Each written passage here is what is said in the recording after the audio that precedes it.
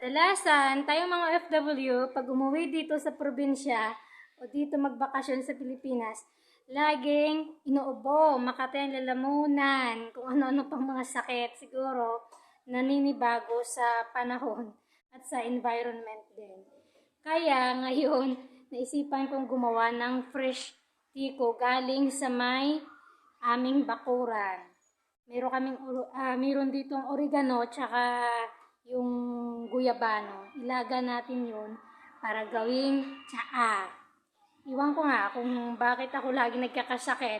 Kayo mga bata, alam niyo ba kung bakit? Hindi! Mga batang dugyot.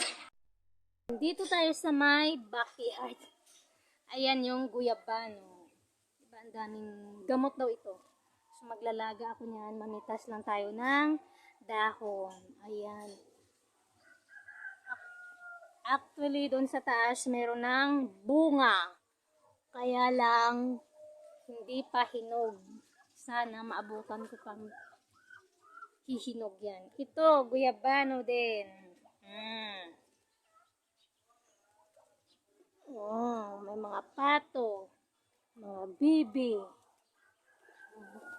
Kasi, green na green. Kuha tayo ng oregano. Ito. Ayan yung oregano. Gamot din ito sa ubo. Kaya maglalaga tayo niyan.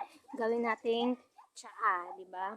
Fresh na fresh. Meron din akong dala galing sa Bahrain, yung chamomile tea. Pero parang tatalunin ng aking guyabano at oregano tea. Papakita ko sa inyo. Pakulo lang yon. Madaling madali at simpleng paglalaga o recipe. Ayan na ang nakuha kong dahon ng guyabano at oregano. So, nalinis ko na yan, hugasan. Magsisimula na tayong maglaga at makainom na ng fresh guyabano and oregano tea. Ayan, pakuluan lang, lagyan ng tubig. Tarang!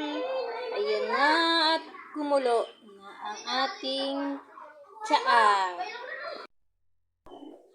So, maglalagay lang tayo sa ating baso. Maingay ang mga manok sa aking likuran. Kasi mga bata naglalaro na naman ng sabong-sabungan. Ayan yung ating